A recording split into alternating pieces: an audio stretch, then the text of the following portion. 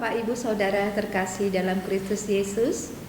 Bertemu kembali dengan podcast HKBP Distrik 20 Kepulauan Riau. Secara khusus untuk saat ini, podcast Epistel Minggu Seksagesima 8 Februari 2026. Sebelum kita memulai podcast untuk saat ini, terlebih dahulu kita berdoa. Terima kasih ya Allah Bapa, jika saat ini kami boleh untuk mempelajari apa yang Tuhan kehendaki melalui firman Tuhan yang akan kami perbincangkan dalam podcast saat ini. Biarlah Roh Tuhan yang memampukan kami dan juga seluruh jemaat saudara-saudari kami yang mengikuti podcast ini terberkati dengan firman Tuhan. Termulia Engkau ya Allah Bapa dalam Kristus Yesus. Amin. Shalom Bapak Daniel, Bapak Pendeta Daniel Tampu Bolon. Benar ya Bapak ya? Shalom. Tidak salah namanya? Pas sekali. Untuk saat ini kita akan membahas epistel untuk Minggu Seksagesima 8 Februari 2026. Tapi sebelum kita masuk kepada nats dan pembahasannya, mungkin saya berikan kesempatan untuk Bapak memperkenalkan diri. Mungkin saudara-saudara kita yang menonton saat ini, yang mengikuti acara ini belum mengenal Bapak begitu. Ya. Silakan Bapak. Terima kasih buat Ibu Pendeta yang telah memperkenankan, dan juga untuk HKBP Distrik 20 yang kembali menayangkan dan kembali juga menyiarkan acara kita pada saat ini, podcast Epistel di Minggu Seksagesima 8 Februari 2026. Saudara-saudari, saya Pendeta Daniel Ridwan Antonius Tampu Bolon melayani di HKBP Resort Sungai Langkai hingga saat ini. Itulah yang bisa saya sampaikan kepada kita sekalian. Ya, terima kasih Bapak atas perkenalannya. Apa kabar Bapak untuk saat ini? Untuk saat ini puji Tuhan masih diberikan kesehatan. Amin. Iya. Untuk mempersingkat waktu, kita akan masuk dalam teks yang akan kita bahas dalam podcast ini, yang tertulis di dalam Efesus 1 ayat 3 sampai 10. Betul ya Bapak ya? Iya. Iya. Saya akan bacakan firman Tuhan yang tertulis dalam Efesus 1 ayat 3 sampai 10. Dan saudara-saudaraku yang mengikuti, yang boleh menonton saat ini, boleh membuka Alkitabnya di rumah, dan kita boleh bersama-sama untuk membaca firman Tuhan. Firman Tuhan demikian: Terpujilah Allah dan Bapa Tuhan kita Yesus Kristus, yang dalam Kristus telah mengaruniakan kepada kita segala berkat rohani di dalam sorga. Sebab di dalam Dia Allah telah memilih kita sebelum dunia dijadikan, supaya kita kudus dan tak bercacat di hadapannya. Dalam kasih Ia telah menentukan kita dari semula oleh Yesus Kristus untuk menjadi anak-anak-Nya sesuai dengan kerelaan kehendak-Nya, supaya terpujilah kasih karunia-Nya yang mulia yang dikaruniakannya kepada kita di dalam Dia yang dikasihinya. Sebab di dalam Dia dan oleh darah-Nya kita beroleh penebusan, yaitu pengampunan dosa, menurut kekayaan kasih karunia-Nya yang dilimpahkannya kepada kita dalam segala hikmat dan pengertian. Sebab Ia telah menyatakan rahasia kehendak-Nya kepada kita sesuai dengan rencana kerelaan-Nya, yaitu rencana kerelaan yang dari semula telah ditetapkannya di dalam Kristus sebagai persiapan kegenapan waktu untuk mempersatukan di dalam Kristus sebagai kepala segala sesuatu, baik yang di surga maupun yang di bumi. Demikian pembacaan firman Tuhan. Dan untuk saat ini kita akan berbincang-bincang dengan Bapak Pendeta Tampu Bolon yang boleh membantu kita memahami, memperdalam apa yang Tuhan mau sampaikan kepada kita melalui nats ini yang tertulis dalam Efesus 1 ayat 3 sampai 10 ini. Dan ini Bapak Pendeta mungkin bisa bantu kita semua, dan juga penonton semua, Bapak Ibu juga yang kita kasih yang saat ini juga menonton kita, untuk dapat memberi penjelasan mungkin dari firman Tuhan yang boleh kami pahami, yang boleh memperdalam pengetahuan dan juga memperteguh iman kepada Tuhan Yesus. Silakan Bapak. Iya, terima kasih buat Inang Pendeta. Yang pertama mungkin kita melihat dulu latar belakang daripada Efesus 1, pasal 1 ayat 3 sampai 10 ini.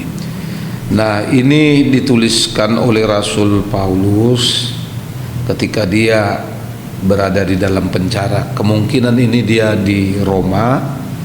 Dia menuliskan surat ini kepada jemaat di Efesus yang berada di kota pagan yang merupakan pusat penyembahan Artemis.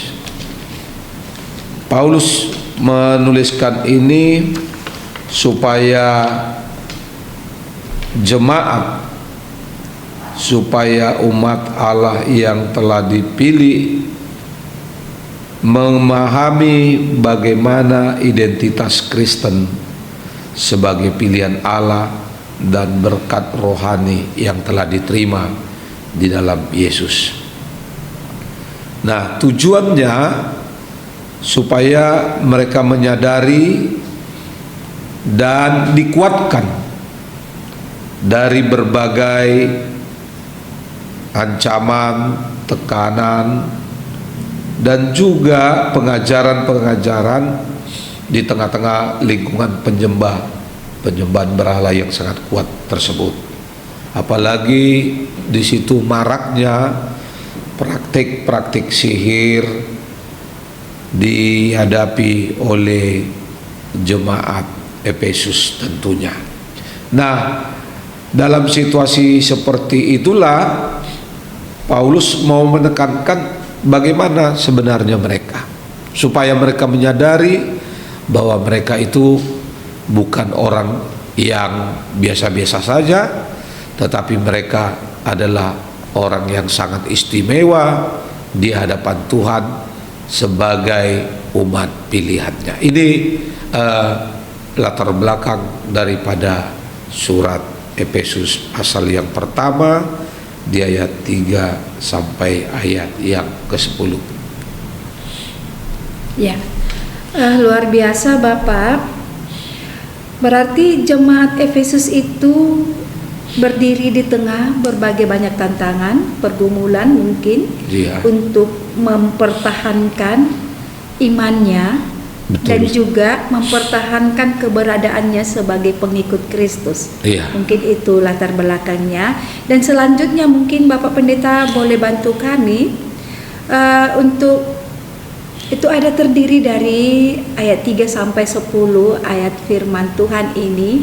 Mungkin boleh membantu kami untuk memahami lebih dalam lagi apa yang Tuhan maksudkan dari pemberitaan firman ini. Mungkin itu Bapak. Iya, terima kasih buat Inang Pendeta. Banyak orang Kristen ini tidak menyadari bahwa keberadaannya di tengah-tengah dunia sangat berbeda dari orang-orang dunia pada umumnya. Nah, manusia atau kita ini bukan orang yang biasa-biasa saja, tetapi kita adalah orang yang sangat istimewa di hadapan Tuhan. Dari mana kita mengetahui? Karena kita ini pilihan Tuhan, umat pilihannya. Mungkin kita mau bertanya, apa buktinya kalau kita adalah orang pilihannya? Kita dipilih dikatakan kalau melalui firman Tuhan ini sebelum dunia dijadikan. Nah, kalau sebelum dunia dijadikan sudah dipilih, berarti ini sangat luar biasa sekali bagi kita orang yang dipilihnya. Nah, seperti itu juga yang disampaikan Tuhan Allah kalau kita membaca di dalam Yeremia pasal pertama ayat 5, dikatakan di situ, sebelum aku membentuk engkau dalam rahim ibumu, aku telah mengenal engkau, dan sebelum engkau keluar dari kandungan, aku telah menguduskan engkau, aku telah menetapkan engkau menjadi nabi-nabi bagi bangsa-bangsa. Nah, di dalam perjanjian baru sendiri kita bisa baca di dalam 1 Petrus pasal 2 ayat 9, dikatakan di situ, kamulah bangsa yang terpilih, imamat yang rajani, bangsa yang kudus, umat kepunyaan Allah, supaya kamu memberitakan perbuatan-perbuatan besar dari Dia yang telah memanggil kamu keluar dari kegelapan kepada terangnya yang ajaib. Nah, dasar inilah yang mau disampaikan oleh Paulus kepada jemaat Efesus itu, bahwa mereka itu adalah orang-orang kaya yang terpilih di hadapan Tuhan. Nah, kriteria Tuhan dalam memilih seseorang sudah pasti berbeda dengan cara manusia memilih. Kalau manusia memilih kan melihat, yang dilihatnya mungkin fisiknya, latar belakangnya, ya statusnya, keberadaannya. Tapi kalau Tuhan, kalau kita melihat tadi, sebelum diciptakan sudah dipilih. Artinya luar biasa pemilihan Tuhan itu bagi orang-orang kesayangannya atau yang percaya kepadanya. Nah, dalam pemilihan ini mungkin orang mengatakan, bagaimana mungkin, apakah tidak salah seperti yang dikatakan dalam firman ini, yang sebelum dunia dijadikan, Tuhan tidak pernah salah dalam memilih, dan Ia juga tidak pernah menyesali apa yang telah dipilihnya. Kita lihat bangsa Israel dipilih, membangkang, dipulihkan, membangkang terus, itu berulang-ulang. Kasih setia Tuhan itu sangat luar biasa. Nah, karena itu sebagai umat pilihan Tuhan pun kita sebenarnya dituntut memiliki kehidupan yang pasti berbeda dari orang-orang dunia. Itulah yang dikehendaki oleh Paulus kepada jemaat di Efesus, supaya mereka itu hidup dalam kekhususannya, walaupun di sekelilingnya, di lingkaran hidup mereka itu, di masyarakat mereka itu majemuk, tapi mereka bukan berarti harus ikut-ikutan, harus sama hidupnya seperti mereka, tapi hidupnya harus berbeda karena sudah dipilih dan dikhususkan, dikuduskan melalui Kristus yang telah memilihnya. Ini yang membuat kita merasa terberkati. Nah, kalau kita melihat firman Tuhan untuk hari Minggu ini kan Kejadian 12 tentang Abraham yang diberkati. Sebenarnya Abraham itu sudah terberkati. Dia bukan orang yang kekurangan, tapi diberkati. Karena apa diberkati? Karena dipilih oleh Tuhan untuk menjadi berkat. Begitu juga yang mau dikatakan oleh Paulus di dalam kitab Efesus 1 pasal 1 ini ayat 3 sampai ayat 10, supaya umat Allah itu menyadari, Efesus menyadari orang-orang yang ada atau jemaat Efesus itu. Begitu juga di tengah-tengah kehidupan kita, Dia memilih kita dengan tujuan pengudusan. Kita dikhususkan dan dipisahkan, dan itu melalui karya penebusan Kristus di atas kayu salib, sehingga kita memperoleh pengampunan akan dosa, dan tidak lagi kita berada di dalam kegelapan, tetapi kita menuju kepada terangnya yang ajaib. Nah, inilah yang bisa saya sampaikan melalui Efesus 1 ayat 3 sampai 10. Ya, terima kasih Bapak Pendeta atas penjelasannya. Tapi masih banyak yang boleh kita gali lagi dari firman Tuhan yang boleh Bapak berikan kepada kita semuanya untuk menambah pengetahuan tentang firman Allah. Tapi sebelumnya boleh minum dulu Bapak, supaya iya. lebih segar. Iya, terima kasih.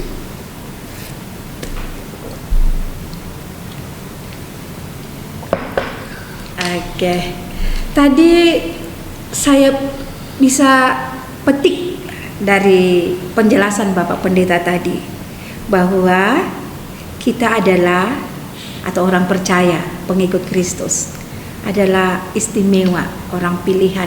Ya begitu Bapak ya? Iya. Nah, kalau pemilihan itu bukan karena orang percaya itu yang memilih Allah itu supaya Allah menyelamatkan atau membuat kita istimewa, tetapi Allah sendiri memang yang punya inisiatif memilih kita.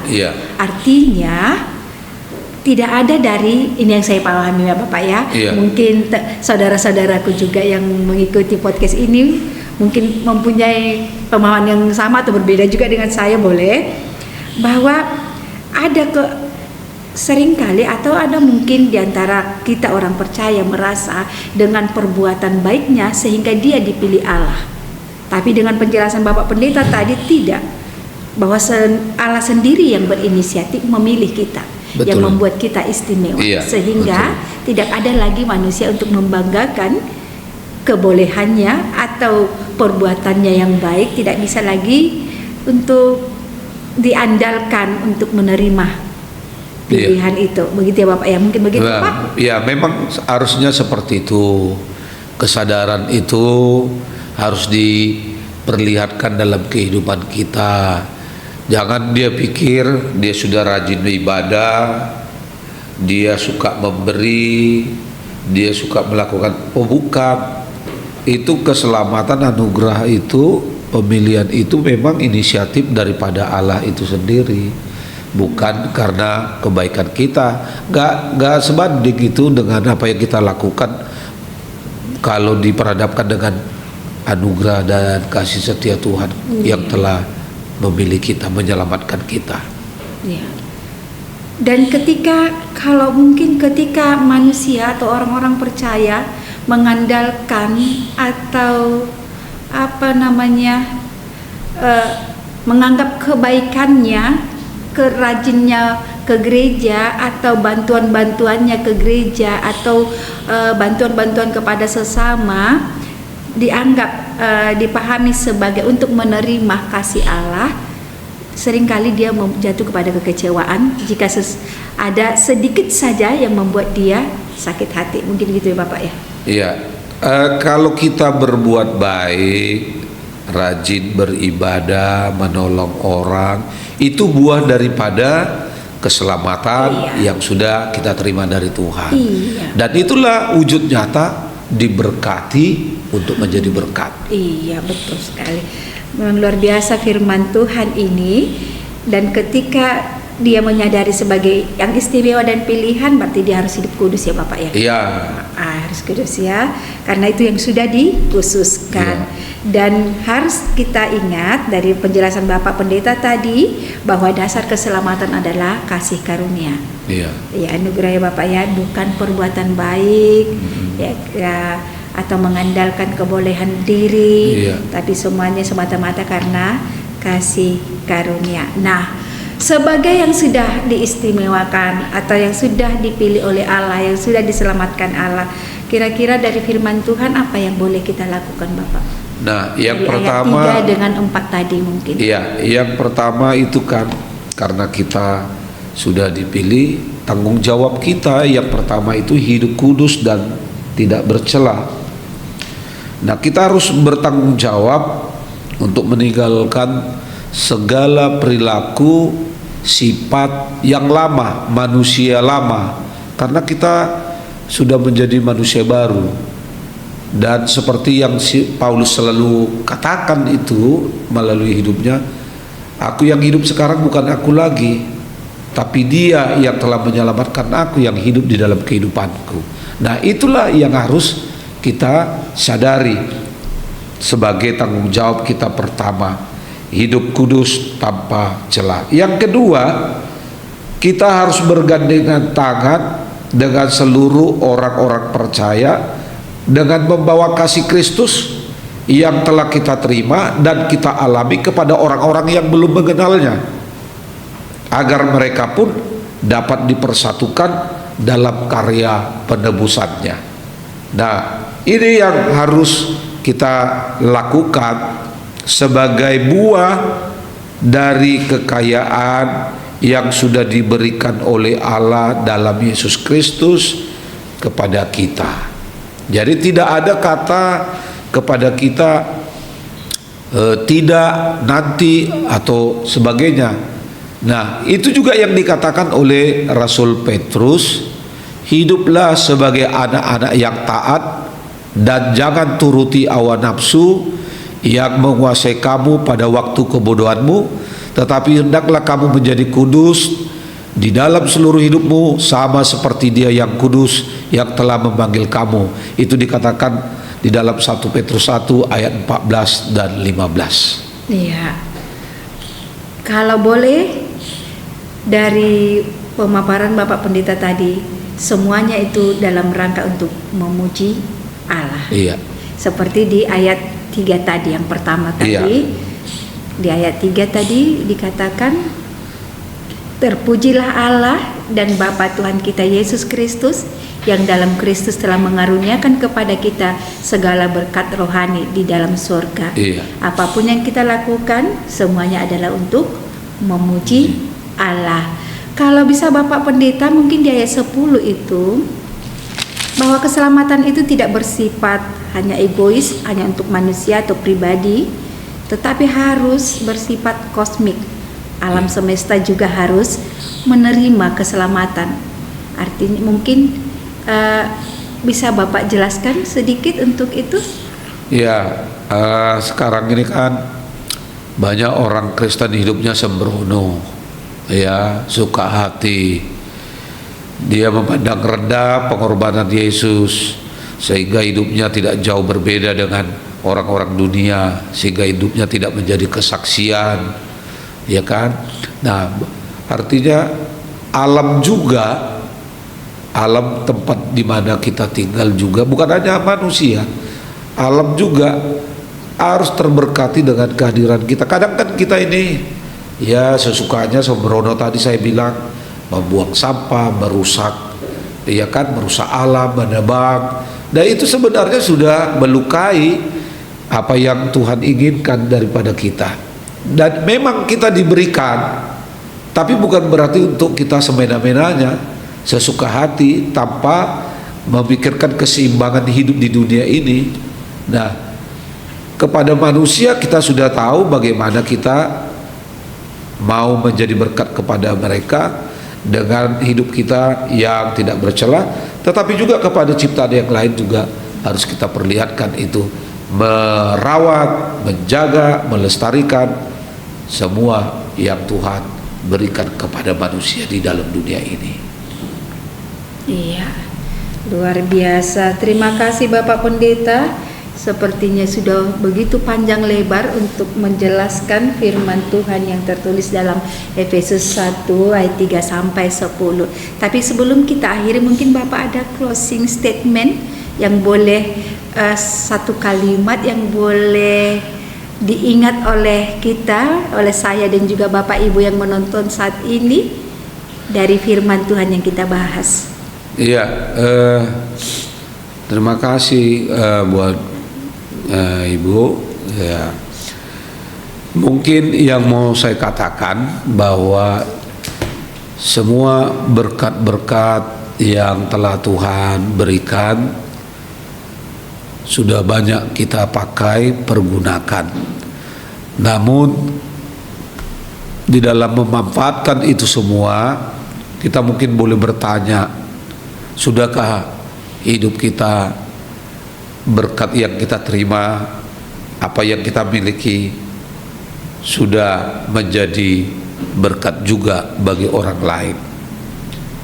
Ingat, apa yang diberikan Tuhan bukan hanya untuk diri sendiri, bukan hanya untuk kelompok kita, bukan hanya untuk keluarga kita, tapi juga untuk sesama.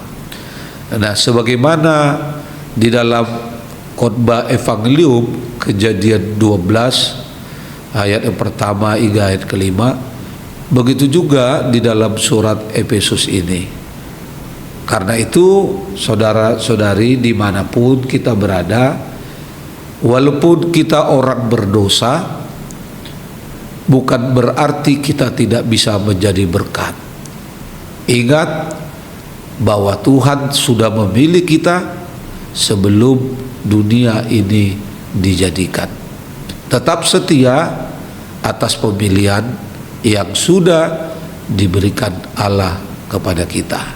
Hiduplah di dalam kekudusan, dan jadilah hidup yang kudus ini menjadi berkat bagi sesamamu. Terima kasih. Iya, dipulihkan untuk memulihkan, diberkati untuk memberkati. Mungkin demikian ya Bapak ya. Luar biasa.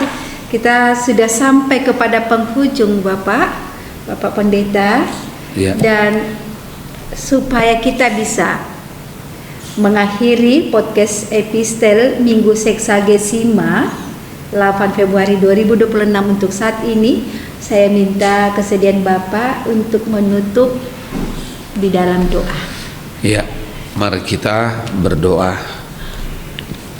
Terpujilah Engkau Allah di dalam Tuhan Yesus Kristus atas segala penyertaan-Mu, atas segala pemberian-Mu, terutama kehidupan yang baru melalui pengorbanan anak-Mu yang telah mati di kayu salib. Kiranya firman-Mu yang sudah kami dengar memampukan kami, menguatkan kami untuk dapat menjadi saluran berkat bagi orang-orang yang membutuhkan. Kami sadar Tuhan akan ketidaksempurnaan kami, akan kelemahan kami yang kadangkala membuat kami kurang semangat, kurang setia, bahkan juga membuat kami tidak turut ambil bahagian di dalam pelayanan itu. Karena itulah Tuhan, kami menyadari melalui firman-Mu ini, biarlah kami mampu menjadi berkat bagi sesama, bagi seluruh ciptaan-Mu, dan biarlah kami mampu hidup di dalam kekudusan yang Tuhan berikan kepada kami. Terima kasih Tuhan. Kiranya Tuhan juga memberkati HKBP Distrik 20 Kepulauan Riau ini untuk menjadi berkat di tengah-tengah umat-Mu yang ada di Kepulauan Riau ini. Ampunkan kami dari dosa dan kesalahan kami, agar kami layak di hadapan-Mu. Di dalam Kristus Yesus kami berdoa. Amin. Amin. Terima kasih Bapak atas waktunya. Tuhan memberkati pelayanan dan juga dalam keluarga. Bapak Ibu Saudara yang dikasihi oleh Tuhan Yesus, berakhir podcast epistel Minggu Seksagesima 8 Februari 2026. Kita kembali bertemu di dalam podcast selanjutnya. Shalom. Shalom.